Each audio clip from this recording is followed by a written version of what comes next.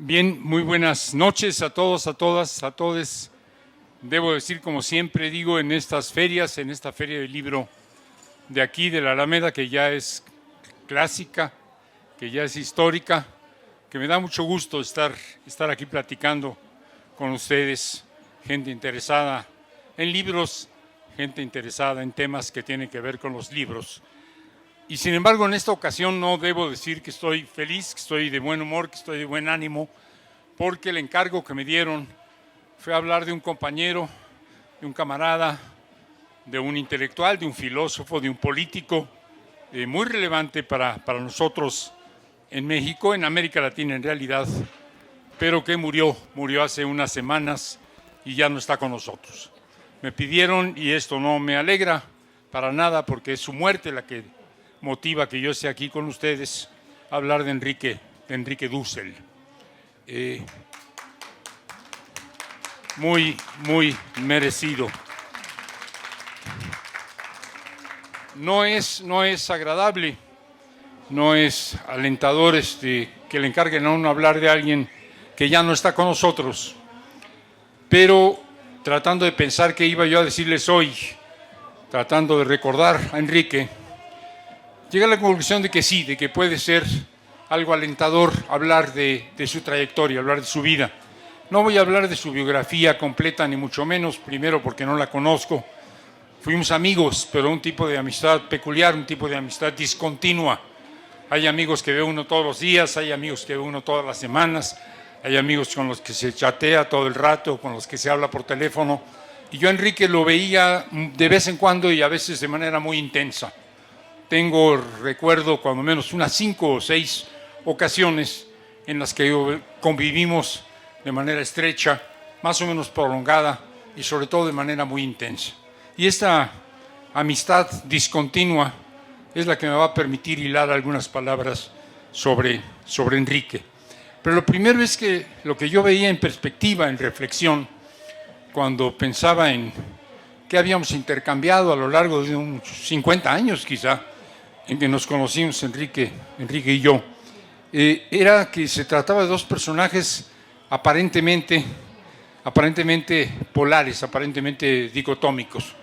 Enrique Dussel era un hombre cristiano, no solo cristiano, un teólogo, un cristiano militante, un hombre comprometido con su religión, con su Dios, con su espiritualidad y además con una filosofía fundada, originada en esta espiritualidad. Y yo no tengo que venir a declararlo aquí, ni es un orgullo, pero soy marxista y soy ateo. Entonces, ¿qué onda con un marxista ateo por un lado y un teólogo cristiano por otro lado, en una convivencia muy estrecha y una coincidencia prácticamente total? Y de esto es de lo que le voy a hablar, de cómo es que a lo largo de 50 años, los 50 años que yo tengo de recordar a Enrique, el ser cristiano progresista, cristiano de izquierda, diría yo, cristiano de la teología de la liberación, que es lo que era Enrique, y ser un marxista abierto, plural, no dogmático, como pretendo ser yo desde hace mucho rato, era perfectamente compatible. No solo era compatible, sino que nos encontrábamos en el camino y compartíamos no solo ideas, sino compromisos, militancia. Empiezo por el principio, creo que fue a fines de los años 70, principios de los años 80, más bien fines de los 70, cuando yo conviví por primera vez con Enrique Dussel. Esto era Bolivia, La Paz, Bolivia. Estábamos en la parte, digamos, fina, en la parte elegante, en la parte rica de La Paz, en la parte baja de La Paz. Si alguien ha estado en esa ciudad, la parte más alta de La Paz es fría, es pobre, es lo que llaman el alto. Y conforme va uno bajando, porque es una cañada, va llegando a climas más templados. Y ahí estaba un seminario de los jesuitas, una instalación, como ocurría en esta época, de la iglesia, bastante bien puesta, bastante confortable. Y en esa instalación de los jesuitas en La Paz, Bolivia, había un congreso latinoamericano sobre movimientos sociales. El tema era, estoy hablando de hace 50 años quizá, los movimientos sociales. para ustedes quizás sea obvio, la gente que es más o menos inquieta, progresista, gente que es más o menos de izquierda, el gran tema son los movimientos sociales. Nos inquieta muchísimo la participación popular, la gente que se moviliza espontáneamente, la gente que sale a las calles, las protestas, es decir, la política que se hace de abajo arriba. Eso es hoy, digamos, algo pues reconocido, cuando menos por la gente que somos progresistas. En esa época no era tan evidente poner el acento en los movimientos sociales, poner el acento no en los partidos. Los que éramos muy de izquierda creíamos que un partido de vanguardia iba a resolver las cosas, ingenuos que éramos en esa época. Los que eran cristianos quizás, que las comunidades eclesiales de base, que la propia iglesia iba a convocar al movimiento. Pero la reflexión que compartíamos eran los movimientos sociales. Y lo que estaban estudiando ese seminario eran la historia de los movimientos sociales en nuestro continente. Y me acuerdo curiosamente que dije, pues me están invitando los jesuitas, me están invitando los cristianos a hablar de movimientos sociales. ¿De qué voy a hablar? Y elegí hablar de la cristiada. Un movimiento social, indudablemente un movimiento social, un movimiento popular, sin duda un movimiento popular, un movimiento con participación espontánea de las comunidades de ciertas regiones de este país en los años 70, y que sin embargo fue un movimiento claramente controlado, conducido por la derecha, la iglesia en ese momento, la jerarquía eclesiástica. Entonces era un buen reto debatir un movimiento que era por un lado popular y por otro lado conservador, que era un movimiento capitaneado por la iglesia, pero sin embargo con participación de base. Fue interesante y recuerdo que fue la primera vez que yo platiqué con Enrique Dussel. De ahí no pasó mucho más, compartíamos la inquietud por los movimientos sociales, compartíamos la inquietud por los movimientos sociales que derivan hacia la derecha cuando son controlados por un grupo oligárquico, por un grupo de intereses estrechos, y hasta ahí, nada más. Nos volvimos a encontrar otra vez en otra convocatoria de izquierda, y yo me pregunto qué estaba yo haciendo con los jesuitas en Bolivia, pero después la convocatoria fue en el sur de México, en Chiapas, en San Cristóbal, en la vieja Jovel, convocados por Samuel Ruiz, otra vez, por el obispo de San Cristóbal, y por el obispo de la diócesis de Los Altos. Samuel Ruiz tenía una capacidad de convocatoria extraordinaria, no únicamente de intelectuales, no únicamente de gente de iglesia, no únicamente de gente de izquierda, estoy hablando ahora ya de los 80, sino que tenía la iglesia mexicana progresista capacidad de convocatoria con las corrientes progresistas de la izquierda de toda América Latina. En ese momento ya era la teología de la liberación, para quienes estén más o menos familiarizados con esto, una corriente de iglesia que sostenía ideas muy de izquierda, y que además tenía una particular sensibilidad que yo vengo a reconocer hoy con tranquilidad frente a ustedes, que en ese momento me costaba un poquito de trabajo. Y es que esta iglesia comprometida, esta iglesia progresista, esta iglesia de los pobres, esta teología de la liberación, por ahí por los años 70, 80, se había dado cuenta ya de que los movimientos indígenas eran un potencial contestatario, revolucionario, muy importante en todos nuestros pueblos. No hablemos de únicamente México, Centroamérica y el Cono Sur. La iglesia, no la izquierda convencional, no la izquierda de los partidos comunistas, no la izquierda marxista, que pensaba mucho en el proletariado y en ciertos sectores sociales muy clásicos, sino la iglesia misma, que eran los pueblos originarios, las comunidades indígenas, sobre todo de ciertos países en donde la presencia de pueblos originarios era muy grande, el sur de México, evidentemente Chiapas, pero también Guatemala, parte de Centroamérica, pero también Bolivia, pero también Ecuador, pero también Perú, pero también algunas regiones de Brasil, etcétera, que ahí estaba un sector al que había que prestarle atención. Los pueblos originarios. Hoy, para mucha gente que somos de izquierda, que somos progresistas, quizás después de 1994, en que hubo un levantamiento en el sureste del país, el del STLN, que puso en primer plano a los pueblos originarios y las injusticias que con ellos se han cometido, no hay duda de que los pueblos originarios de este continente, que los indígenas, tienen un papel protagónico en la historia de nuestros países y la han tenido y lo tendrán. En ese momento no era tan obvio. Sin embargo, en Chiapas sí lo era. Samuel Ruiz tenía un trabajo de catequistas en todas las comunidades indígenas de la región, un trabajo de base, un trabajo de organización. No creo que yo divulgue algo que no deba divulgarse. Buena parte de los dirigentes del STLN venían de ahí, habían sido gente de iglesia, Habían aprendido a hablar en público, habían aprendido a organizar y a trabajar como gente de iglesia, habían tenido la cobertura de la iglesia que te permitía trabajar en condiciones difíciles. Y don Samuel era de alguna manera el alma de este proceso. Y bueno, ahí estaba Enrique Dussel una vez más. Ahí estaba el teólogo, ahí estaba el filósofo, pues, ahí estaba el hombre de iglesia, el cristiano, pero ahora con un compromiso con los pueblos originarios. Y otra vez era lo mismo, el intercambio con Enrique, el intercambio con los compañeros que ahí estaban, compañeros de iglesia, compañeros no creyentes, para discutir, para tratar de plantear los grandes temas del futuro del movimiento indígena. Me acuerdo que Enrique y yo compartíamos una tarea, ahora me parece un poquito ingenua, pero en ese momento éramos muy conscientes de la importancia de lo que se nos llamaba a hacer, y era defender la tesis de la lucha de clases en un contexto en el que corrientes de la iglesia comprometida, de la iglesia de la liberación, empujaba ideas culturalistas. A lo mejor estoy diciendo puras cosas que aquí no vienen a cuento, pero en ese momento era muy importante. Para algunas corrientes de iglesia comprometidas con las comunidades indígenas, lo más importante era la lengua, lo más importante era la cultura, lo más importante eran las costumbres, y esto es lo que había que defender. Y otra parte de la iglesia cristiana decía, no, lo que hay que poner por delante no es la cultura, no es la identidad, no es lo subjetivo, no es la lengua, lo que hay que poner por delante es el conflicto, la explotación, etc. Y lo que nos estaban planteando algunos, Enrique y a mí, es que difundiéramos las ideas marxistas entre los cristianos. No sé si lo hicimos o no. Lo sorprendente no es eso, lo sorprendente es que Enrique Dussel, que era un cristiano católico, teólogo, era portador del marxismo, era un conocedor del marxismo, a lo mejor mejor conocedor que yo. Es decir, me encontré por segunda vez con Enrique, no hablando de movimientos sociales, yo planteando la cristiada, porque me parecía que quedaba bien con los cristianos, discutiendo un movimiento social cristiano, sino tratando de reivindicar las ideas marxistas sobre el conflicto social, sobre la lucha de clases y la revolución en un contexto cristiano más bien culturalista. El hecho es que nos hicimos otra vez una muy buena relación, buenos amigos, y cada quien por su lado cuando terminó el evento de Chiapas, de San Cristóbal. Obviamente estoy hablando de antes del 94.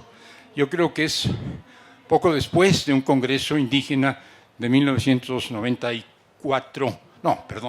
74, muy importante en Chiapas. La siguiente ocasión en que yo me volví a topar con Enrique, y ahora fue más intenso, ya no fue por razones de convocatorias jesuíticas o de convocatorias del obispo don Samuel, sino que fue cuando él le tocó sacar al buey de la barranca, aceptando algo que él no tenía mucho interés en hacer, pero lo hizo muy bien, el carácter de rector de la UACM. No sé si ustedes tengan memoria de esto alguna vez o algunos de por ahí hayan estado cerca. La UACM estaba metida en un lío muy terrible, había tenido una dirección, una rectoría muy desafortunada, esto había generado un descontento, había generado una huelga, una movilización. Creo que tuvieron casi un año de huelga, una cosa por el estilo. En una universidad como esta, un periodo muy prolongado de huelga, desintegra, desarticula. La universidad está a punto de desaparecer, pues la UACM, una universidad creada por un hombre, Manuel Pérez Rocha, con una idea de la educación superior muy revolucionaria, muy avanzada, y que sin embargo estaba a punto de perderse por un conflicto interno. Y resulta que se topan con que, podía ser Enrique Dussel, el que sacara el buey de la barranca, el que lograra atenuar los conflictos y reencauzar. Enrique dijo, yo le entro un año. Yo en un año dejamos esto más o menos calmado y alguien lo retoma, yo no voy a seguir siendo el rector de esta universidad indefinidamente. Y un año efectivamente él ejerció la función, creo yo que lo hizo muy bien. Comento con gente de la universidad, dijo, no resolvió todos los problemas de la UACM, que sigue hoy enfrascada en dificultades y no ha salido de sus crisis, pero resolvió el problema inmediato de empezar la normalidad después de una huelga extremadamente prolongada. ¿Y qué es lo que tuve yo que ver con Enrique? Yo no soy maestro de la UACM. Es un proyecto que compartimos en ese momento, muy apasionante y que todavía de algún modo está pendiente. Él no lo vio realizarse y yo no lo he visto todavía, espero espero quizá que me dé la vida para haberlo realizado. Y es el compromiso de crear en Milpalta, en esa ahora alcaldía, entonces delegación, una sede de la UACM.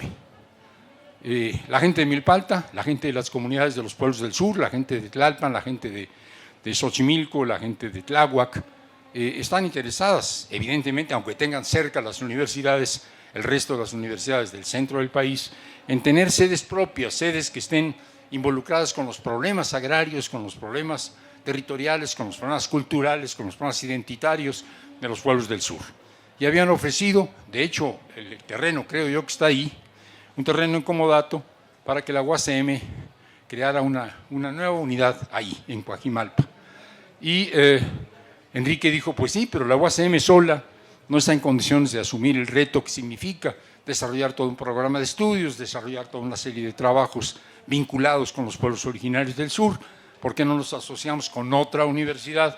Esta otra universidad era la UAM, en particular la UAM Xochimilco, la Universidad Autónoma Metropolitana Xochimilco, que también tiene una sede ahí en Xochimilco, y que entre las dos, entre la UAM y la UACM, pudiéramos sacar adelante el proyecto. Nos pusimos de acuerdo, platicamos una y mil veces, fuimos varias veces a Milpalta a sentarnos ahí en el pasto, en el terreno que nos habían cedido, a platicar con las gentes, a escuchar los discursos en náhuatl, planteando lo que hubiera sido, lo que será algún día. No pudo realizarse en ese momento la UACM de Coajimalpa.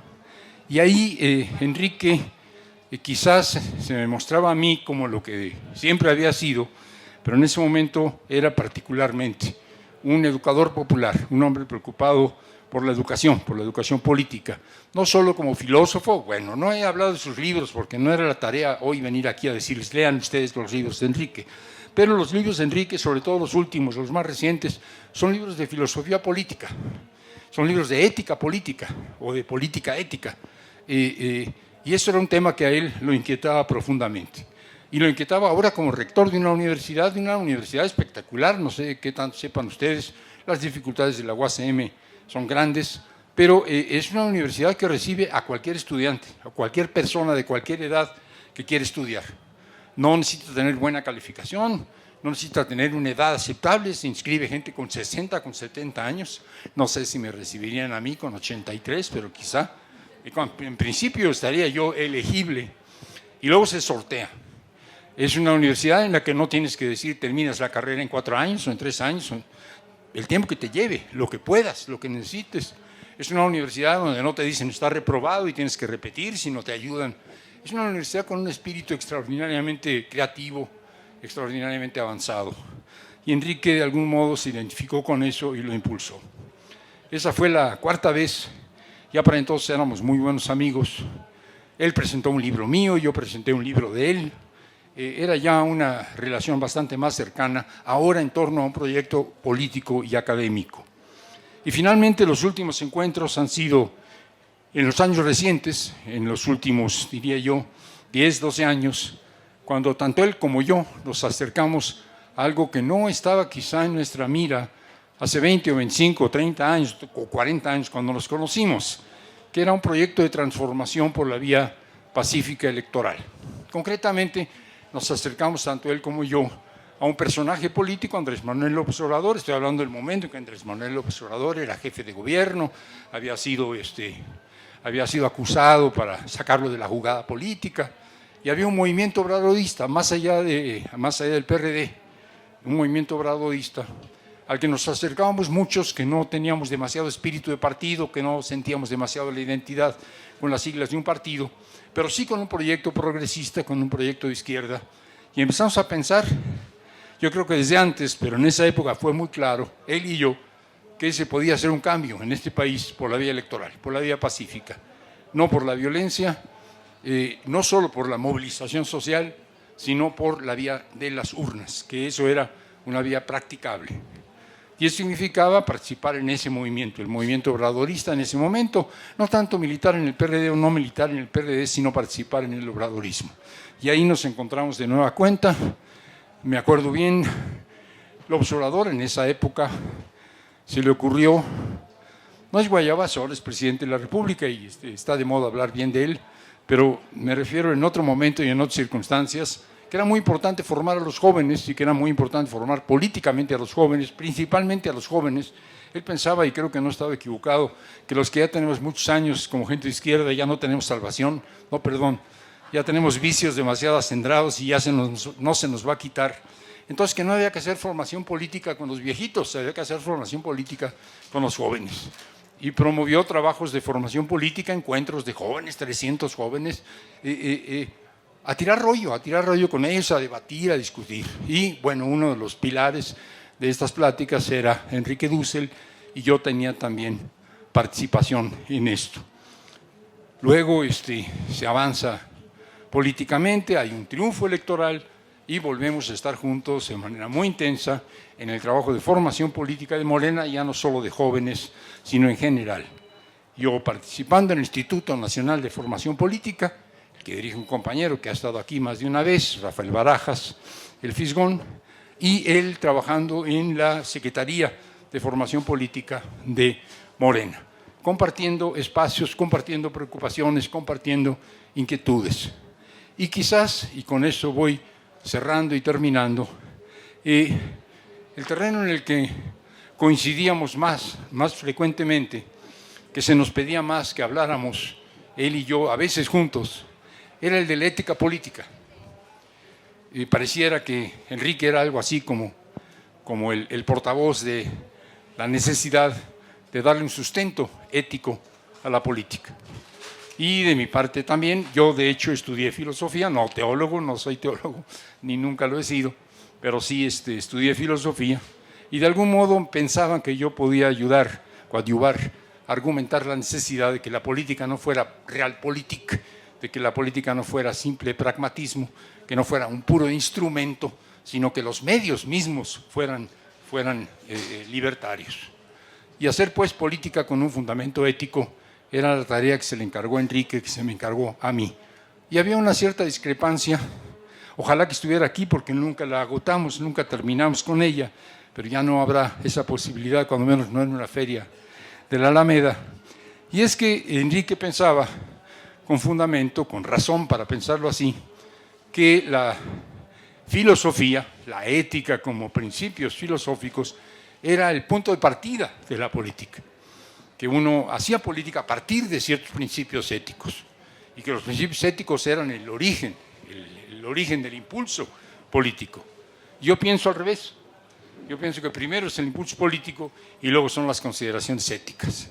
O sea que uno no reflexiona primero con pensamiento kantiano si hay que actuar de tal o cual manera y luego dice, ahora sí voy a levantar a la viejita que se cayó, sino que primero levanta a la viejita y luego se dice, bueno, ¿cuál es el principio filosófico en el que yo estoy basando esta conducta? Si hubiera estado aquí Enrique, seguramente estaríamos ahora polemizando sobre si Kant y la crítica de la razón práctica o no. Ya no hubo posibilidad hace muy poco tiempo. Yo recuerdo la última vez que nos vimos, yo venía de salida de dar una plática en el Instituto Nacional de Formación Política y él venía de entrada a dar una plática en el Instituto Nacional de Formación Política. Nos saludamos, nos abrazamos y fue la última vez que yo lo vi. Me supongo que Enrique ahora debe estar en el cielo, porque para eso fue cristiano y una buena persona. Desgraciadamente no lo voy a poder encontrar ahí, yo voy a estar en otro cielo, en el cielo de los marxistas, pero si hay alguna comunicación, alguna conexión, espero que podamos estar juntos. En verdad fue una gran satisfacción conocer a Enrique, en verdad fue un placer estar conviviendo con él en múltiples ocasiones a lo largo de diferentes momentos de su vida y de la mía, y fue muy importante por esto, por descubrir que personas con compromiso, que personas con sensibilidad social, que personas con preocupación por la vida de los demás, con ideas de cambio, independientemente del origen filosófico, de la formación, pueden coincidir, podemos coincidir, que podemos hermanarnos en la lucha, hermanarnos en el movimiento, como lo hicimos Enrique Dussel, un teólogo cristiano, y yo, Armando Bartra, un marxista ateo. Gracias, buenas noches.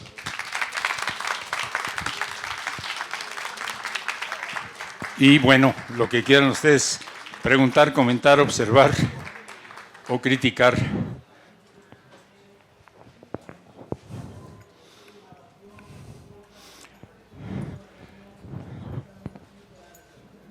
¿No está algún discípulo de Enrique por ahí? Porque adelante, no sé si fue la provocación, pero adelante. Con este, ¿no? Ok. Hola, buenas noches. Curiosamente, las últimas reflexiones que hacía el doctor Dussel versaban sobre el hecho de que Marx nunca hablaba de, no se refería él mismo como ateo, sino que él decía que no necesariamente se necesitaba de el ateísmo para hablar del materialismo histórico. Y siempre trató de hacer un discurso que fusionara tanto el cristianismo que él profesaba como la creencia pues del marxismo que él tanto profundizó. Y siempre se agradece muchísimo el hecho de que existan intelectuales, pensadores, críticos tan grandes para seguir iluminando la izquierda, que yo creo que es uno de los caminos más importantes que tiene la sociedad para crecer. Y se le agradece muchísimo, maestro. Gracias. Bueno, pues no es una respuesta ni un comentario al comentario. Efectivamente, ya no hubo oportunidad, ya no hubo chance, pero sí sentía yo que en las últimas cosas que él escribió y que él decía, estaba tratando de recuperar a Marx para la religión. No sé, durante mucho rato creo los teólogos de la liberación habían buscado incorporar ideas que venían del materialismo histórico, que venían del socialismo, del marxismo, etcétera, a la religión. Yo creo que Enrique estaba tratando de hacer el esfuerzo inverso, ¿no? O sea, como Marx no era incompatible con el pensamiento cristiano que él profesaba como teólogo.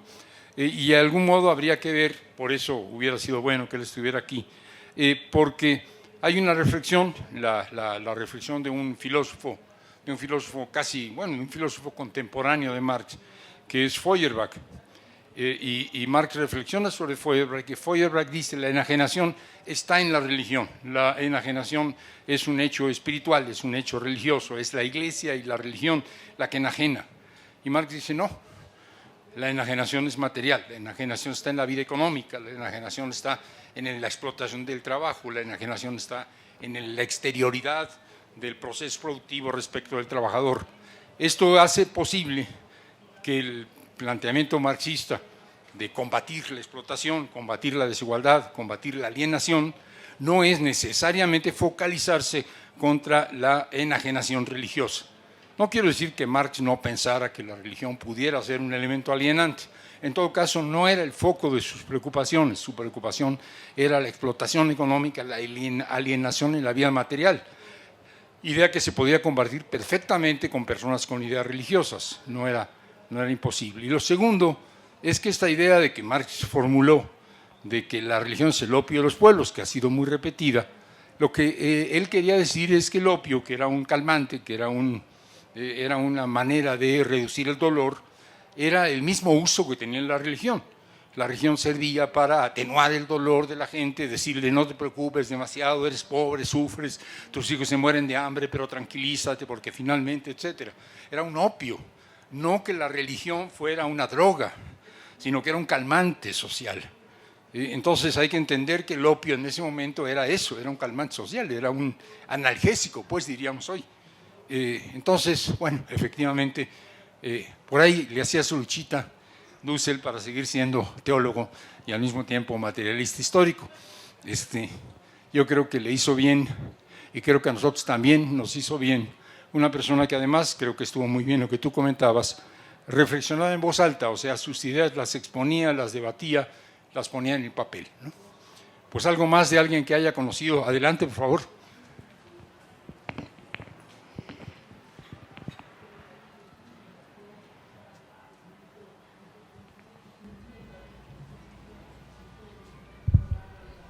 Buenas tardes, gracias.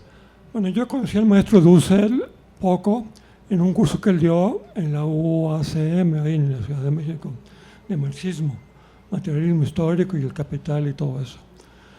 Él era argentino, si no me equivoco. Lo que yo quiero decir es que nosotros en México, en materia de materialismo histórico, de materialismo dialéctico, hemos estado muy atrasados en relación a lo que se ha estudiado en otros países, sobre todo de América del Sur, es Argentina, Brasil y Chile. Entonces son los sudamericanos los que mucho nos ayudaron al estudio del materialismo histórico. Hace poco se recordó a Adolfo Gili, aquí en la feria del Zócalo, con el que sí yo llevé muchos cursos en antropología y en economía, y él también era bastante radical de izquierda, inclusive.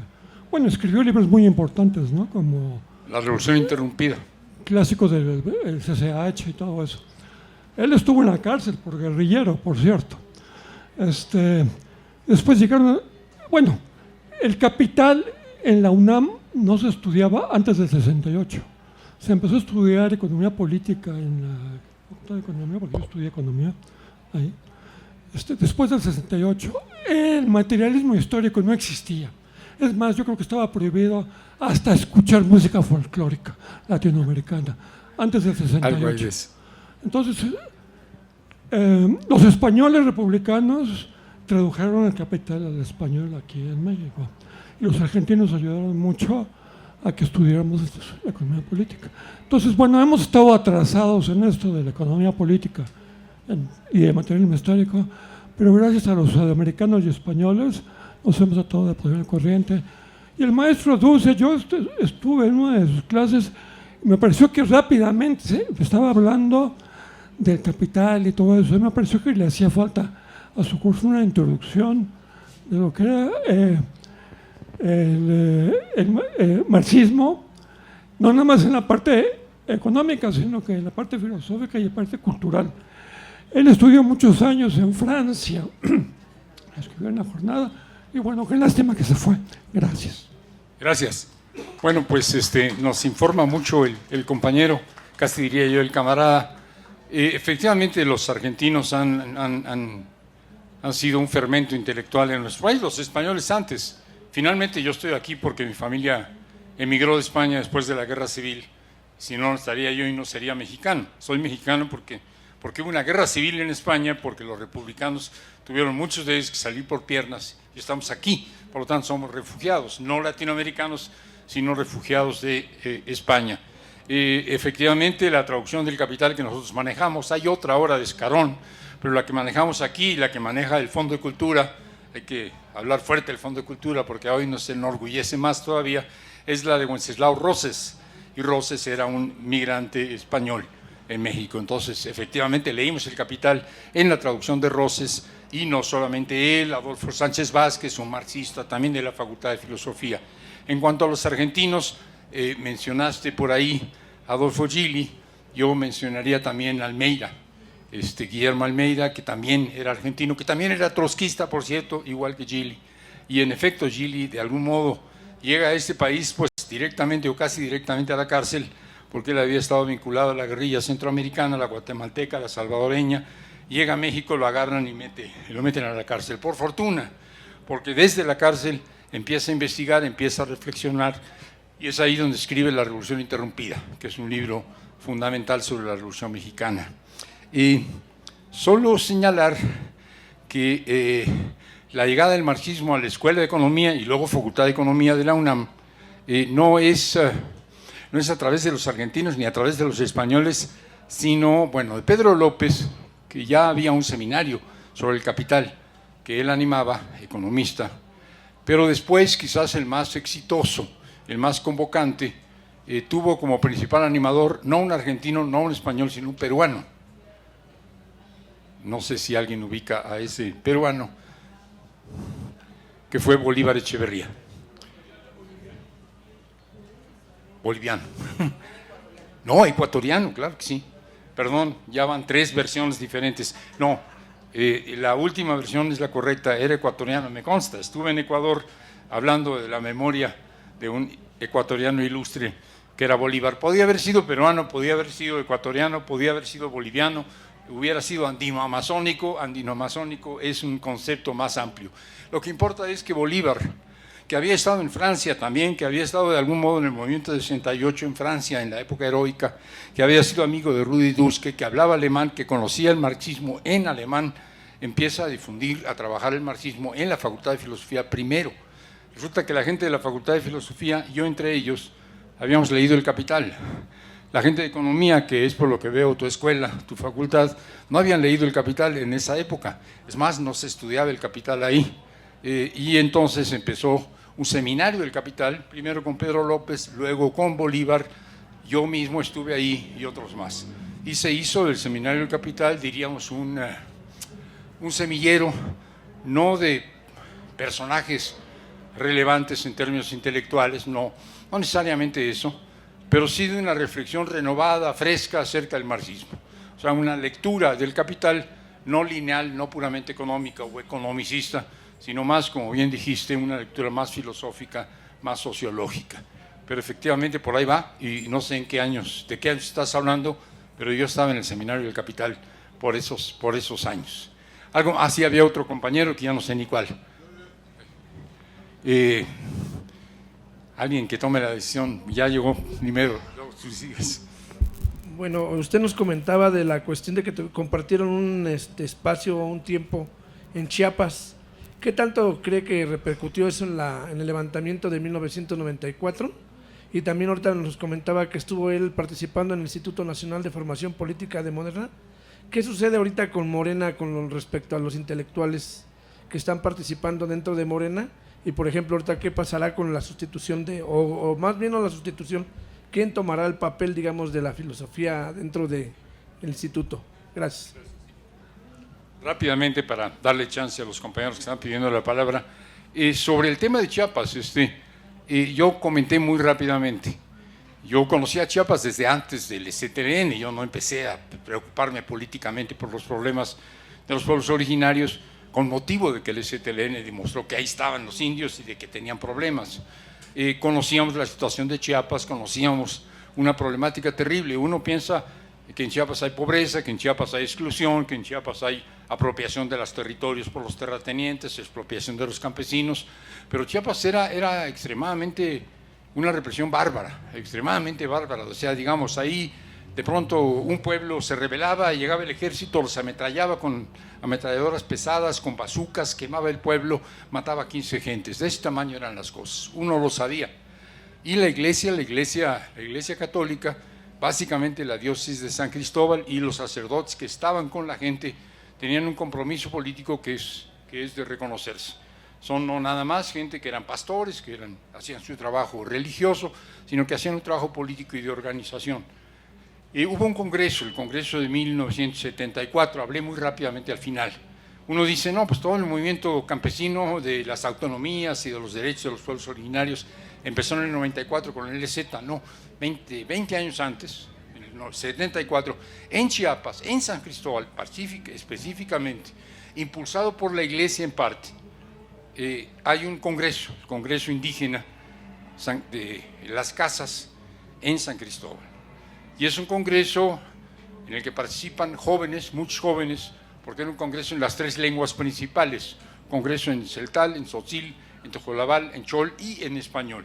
No era un congreso en español para que entendieran todos, sino era un congreso en cada una de las lenguas originarias, en cada una de las 4 importantes y además el castellano.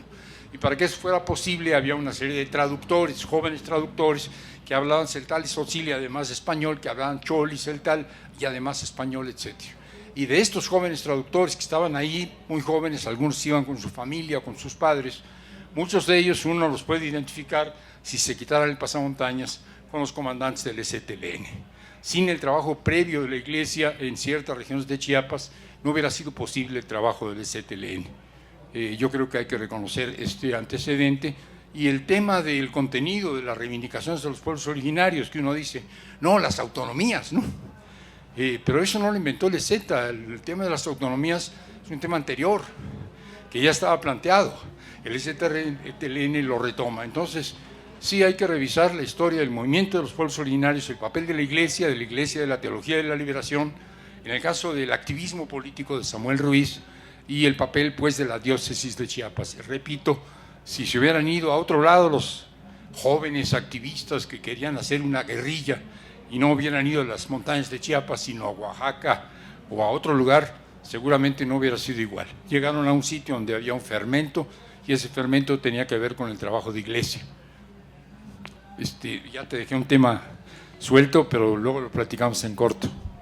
Maestro, primeramente todo mi respeto, moderado, liberal, totalmente. 3 comentarios, 2 preguntas. El primer comentario es que Chiapas se cuece aparte. Si tú vas a Chiapas y vas realmente con los chiapanecos, ellos se sienten independientes y creen que merecen su independencia. Que nos cuenten una historia de bronce muy diferente, nada más váyanse al Archivo General de Centroamérica en Guatemala y van a encontrar la verdad de las cosas. Yo fui el año pasado y hasta me puse a chillar de los documentos que estuve leyendo ahí. Para los chapanecos y para los guatemaltecos nosotros les quitamos a Chiapas. Entonces, bueno, hay que adentrarse en el tema un poquito más. Respecto al marxismo, al materialismo histórico y su vigencia y sus trabajos en el Instituto de Formación Política de Morena, nosotros tenemos a Bauman, tenemos a Habermas, tenemos a Michels, que nos refieren una crisis de las instituciones garrafal. Estamos viendo una lucha de extremos, Bolsonaro, Milei y los presidentes de izquierda, ¿no? Lula da Silva, el mismo Andrés Manuel, etcétera, etcétera. La pregunta es, ayer decía la directora del Instituto de la Democracia en Latinoamérica, que ustedes, o sea, la parte izquierda, no tenían la retórica y la semántica adecuada para transmitir el proyecto que están formando, ¿no? que están construyendo. Y yo le decía, la derecha tampoco, ¿no? Están enfrascados en esta lucha. ¿Cuál es el proyecto? Y la otra pregunta es, ¿por qué tanta división? O sea, el modelo soviético, no podemos hablar de un modelo soviético, carajo. Es un modelo totalmente militar. ¿Cuántos de ustedes, yo no mandaría a mis hijos a la guerra por una causa así? ¿Me explico? O sea, pensar en una revolución es muy poco civil y muy poco ciudadano en estos tiempos. No habríamos avanzado nada, a mi humilde opinión. Entonces, ese discurso de división, ¿cuándo va a acabar? Sí, 2 rápidas, no son respuestas, evidentemente. Yo creo que nadie tiene el discurso político adecuado y llega y lo emite y encuentra la respuesta. El discurso político, la retórica de un movimiento, el fraseo de un movimiento surge en el proceso mismo. Las palabras significativas, las fórmulas, los clichés se van construyendo sobre la marcha. Hoy en América Latina no podemos hablar de un movimiento, de una lucha, de una reivindicación, si no hablamos de territorios, por ejemplo. Y bueno, hace 15, 20 años no hablábamos de territorios en la izquierda, hablábamos de la tierra, entendiendo la tierra no como la parcelita que cultiva el campesino, sino como los territorios. En el sentido de Emiliano Zapata, el territorio era los montes, los ríos, los bosques, esa era la tierra. Pero hoy en América Latina hay que hablar de territorios y se le ha dado un contenido específico. Y entonces esta reivindicación de los pueblos, que reivindican no únicamente una parcela para cultivarla, sino un territorio donde se habita, donde tiene un valor cultural, simbólico, es parte del lenguaje de la izquierda y yo creo que está bien. A veces abusamos, pero es parte del nuevo lenguaje de la izquierda. Hoy hablamos del buen vivir en América Latina. Cuando tú dices, yo no mandaría a mis hijos a una guerra, yo no mandaría a mis hijos a ninguna guerra, pero bueno, si hubiera que mandarlos a una guerra, no los mandaría a una guerra. En segundo lugar, no me iban a obedecer si yo los mandaba a una guerra. O sea, la metáfora no me gustó, pero yo no creo que nadie tenga el impulso de ir a una guerra a luchar por el socialismo, algo tan desprestigiado que los pueblos enteros que fueron socialistas durante el siglo XX escaparon del socialismo en cuanto hubo posibilidad para caer en un infierno mayor, el neocapitalismo. Pero bueno, entonces el socialismo no es la gran ilusión ya. No puede ser la gran ilusión. Y ha estado surgiendo un concepto, yo creo que es muy vago, yo creo que es muy hueco, pero sin embargo es alternativo, que es este buen vivir, que es este summa causai, que es este summa camaña, así a lo quechua y lo aymara, que te dice lo que queremos es un modo de vida digno, es un modo de vida libre, en armonía con la naturaleza, etcétera, etcétera, con justicia, con igualdad, pero no un modelo construido y fabricado a partir de una serie de concepciones teóricas. Yo creo que esto también es un avance relativo, también se abusa. Y así podría yo enumerar más. Yo creo que el discurso de la izquierda se construye sobre la marcha. Lo que sucede es que el discurso de la izquierda o el discurso de la academia o el discurso de los políticos o el discurso del AMPA se esclerosan, se endurecen. Y entonces de pronto nosotros, ustedes, yo, todos, hablamos de cliché, utilizamos fórmulas huecas que ya no significan nada. Yo creo que sí, la izquierda del mundo, la izquierda de América Latina padece una enfermedad, la enfermedad de transformar un concepto valioso, una idea fuerte, una idea poderosa en un cliché, en una fórmula. Entonces de pronto encontramos la defensa de la vida, de la tierra, de la vida, el agua, y no, de la tierra, el agua, del territorio. Son fórmulas, son clichés, y en la derecha no lo digamos. Las libertades, el mercado.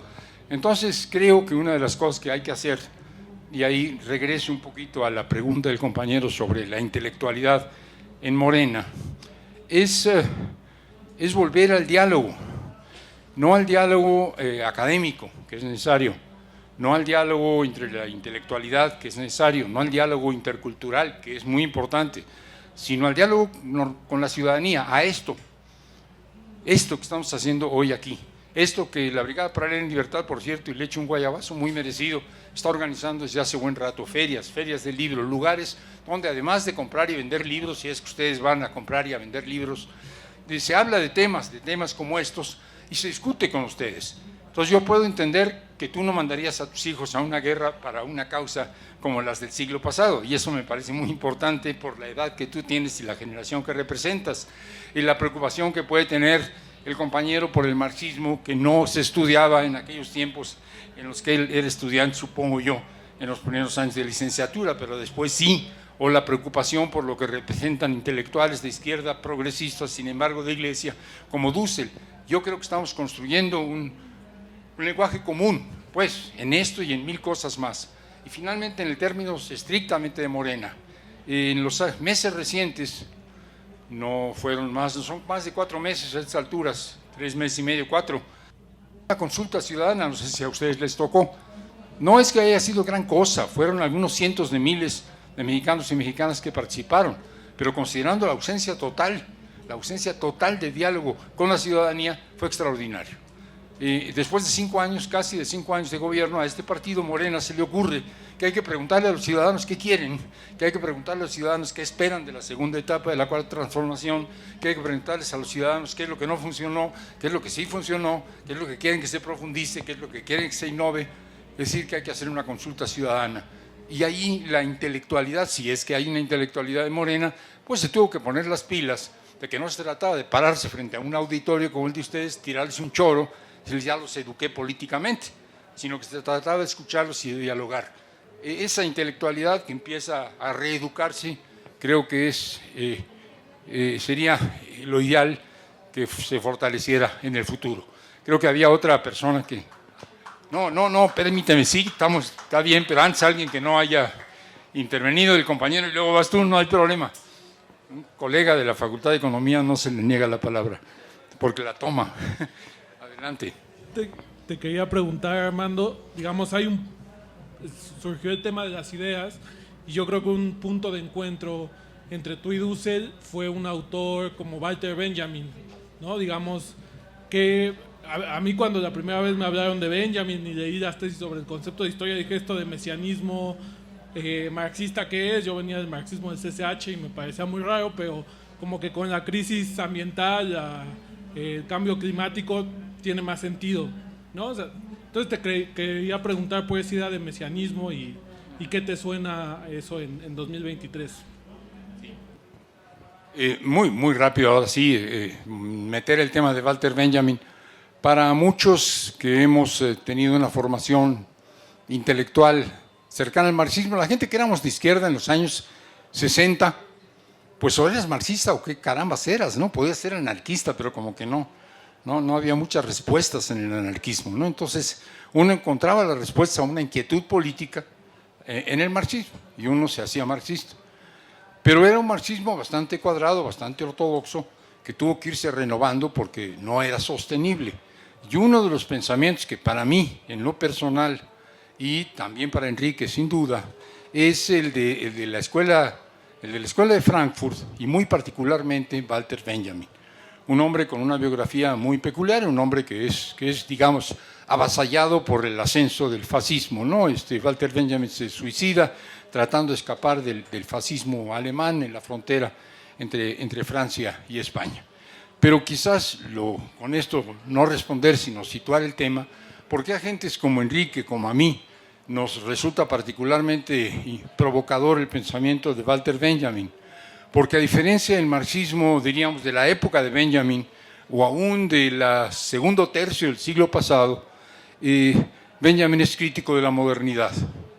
Pero cuando digo que es crítico de la modernidad, no es solo crítico de la modernidad capitalista, sino crítico de la modernidad en general.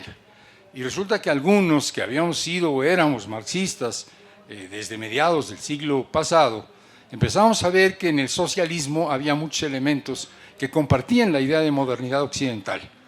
Y que finalmente esta idea del progreso y del crecimiento económico a toda costa, etcétera, etcétera, eran finalmente conceptos compartidos tanto por la derecha como por la izquierda en una alienación modernizante que no era sostenible después de las grandes guerras del siglo XX, después de la bomba atómica del siglo XX y después de, qué sé yo, fenómenos como la polución, tú hablaste de la contaminación, tú hablaste de la crisis ambiental. Frente a una crisis de la modernidad hay que buscar un pensamiento crítico que sea capaz de desmontar la modernidad. Y ese pensamiento crítico es, entre otros, el de Walter Benjamin, el de la Escuela de Frankfurt, pero sobre todo el de Walter Benjamin. Sí, compartíamos la lectura de este autor, Enrique y yo. Si no hay más, ahora sí, ya, me dejan ir. No, perdón. No voy a hacerle esto al colega. Adelante. Por favor. Mira, ayer o antier aquí, en una revista, nos repartieron un artículo del maestro economista, doctor chileno, José Valenzuela Feijó. Él llegó aquí después del golpe militar en Chile, aportó mucho para el desarrollo, para el estudio de la economía política y falleció hace unos meses. Nada más recordar al maestro José Valenzuela y, aunque no viene mucho al caso, también al maestro Rodolfo Poigros, argentino, que escribió mucho sobre América Latina, exilado, que llegó de Argentina y murió en México. Gracias. Bueno, la última intervención tiene, además de importancia de las personas a las que menciona el compañero, una estrecha relación con la intervención inmediata anterior, con la cual me permite a mí cerrar. Una de las cosas que decía Walter Benjamin es que la necesidad del cambio, la necesidad de la transformación, la necesidad de la revolución, él hablaba de revolución, no es un compromiso con nuestros hijos y nuestros nietos, no es para que nuestros hijos y nuestros nietos vivan mejor, es un compromiso con los viejos, es un compromiso con los que ya murieron, es compromiso con aquellos que estuvieron antes que nosotros y que ya no están ahí. Es un compromiso con los que lucharon y no vieron la luz al final del túnel. Es un compromiso con aquellos que quisieron una transformación y no vieron la transformación. Es un compromiso con aquellos que lucharon por una revolución y no les tocó ver o hacer una revolución. Ese es el compromiso, pensaba Benjamin. No trabajo para mis nietos, no trabajo para mis hijos.